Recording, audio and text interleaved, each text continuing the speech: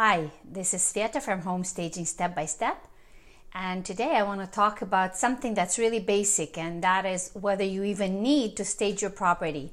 Now, if you're like most people, you probably don't want to.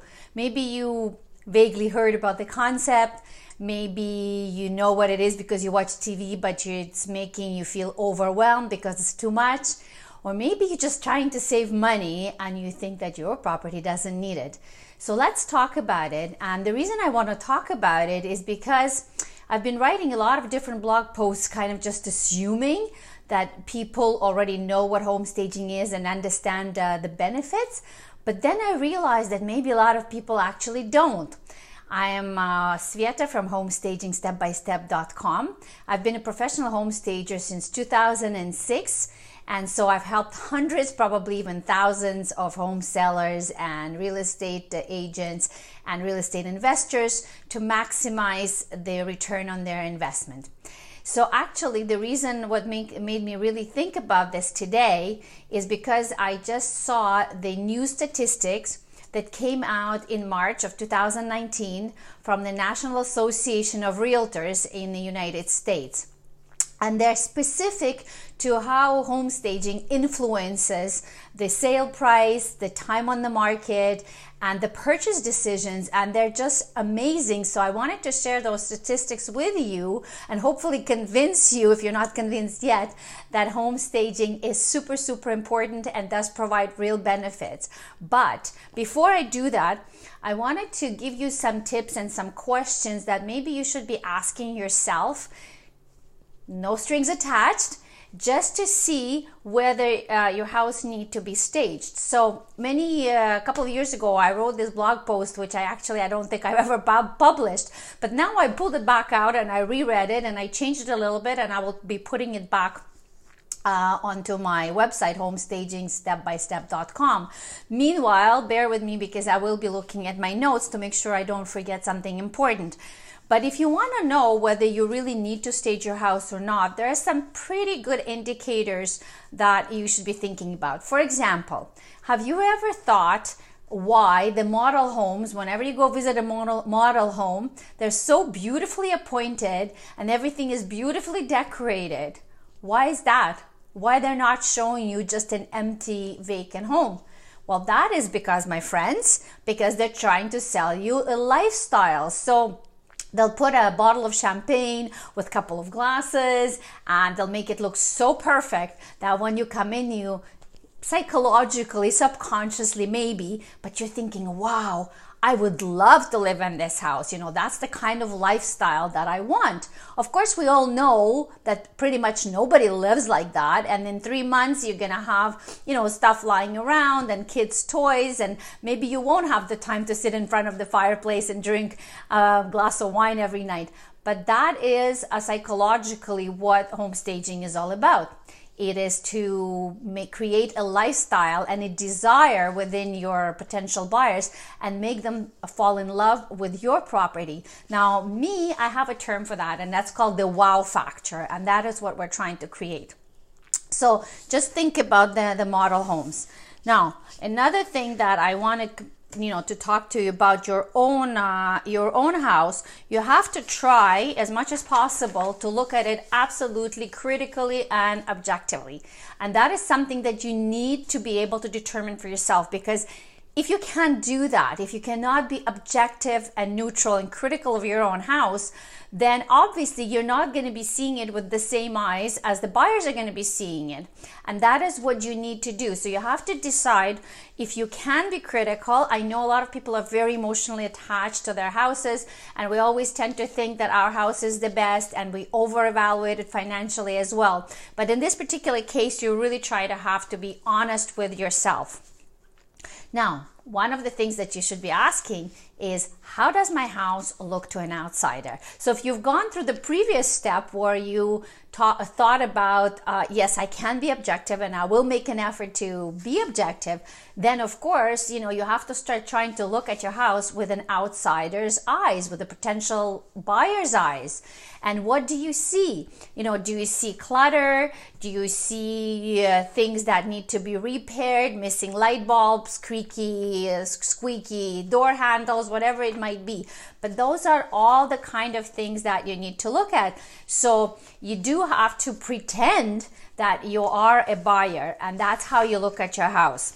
Now, one of the little tips that I can give you that will probably help you is sometimes if you take photos of a room by room and you look through the lens of your camera, you see things differently. So all of a sudden, things that you have stopped noticing a long time ago, like a missing light bulb, for example, all of a sudden it might pop out at you when you look at the photos. So that's one little trick I want to give you. Another thing is super important, and be honest about it. Is your house cluttered? A lot of people tend to accumulate a lot of things over the years. It's normal. We live the way that it's convenient to us. But when we sell, it has to be sold as if it is not yours anymore. So anything that's personal items has to be removed. And unfortunately, clutter makes the space look smaller. So that's really not good for sale. And there are people who specialize even in decluttering homes and create, even courses and coaching on that stuff. So that is a very, very important step in your home staging process if you decide to do it, is how to declutter everything in your house. And usually we say it has to be at least 50%, and I know it is a lot.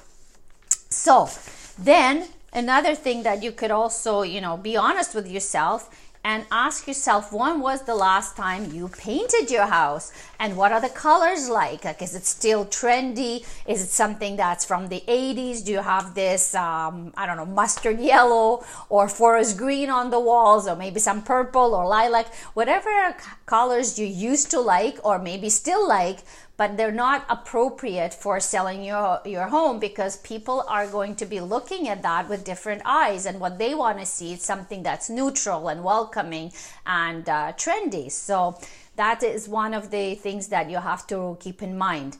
And then, of course, to go in line with that is everybody has small repairs, things that we don't want to do and we keep procrastinating about and postponing. And in America, it's called my honey-do list.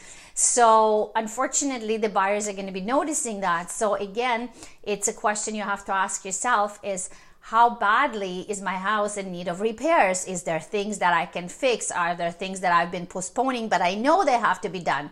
So all these are indicators of whether you actually need to do preparation of your house for sale. And that, of course, is if you want to make more money on it and if you want to sell it faster. And we'll talk about that in a minute. Now, the most important question, which all the other questions were leading to, and that is, how badly do you want to maximize the return on your investment? How badly do you want to sell your house at the top dollar? How badly do you want to sell your house fast? So everybody's different, everybody's situation is different, but most people I know, they will answer those questions always the same way, and they will sell, of course I want to sell my house very fast, and of course I want to make the most money for it. So if that's the case, then you should really consider staging your house. And by the way, in my 13 years as a home stager, I have rarely seen a house that does not require anything. Maybe one or two, but I don't think so. I think every house pretty much has something that needs to be done. Now, to finalize this broadcast, but also to go over the statistics that I've discovered, and I'm not going to go through all of the statistics, but I will tell you the most important ones, and they pretty much confirm the same statistics that National Association of Realtors had released in 2017. And it comes from their executive summary because I don't have time to review all of them.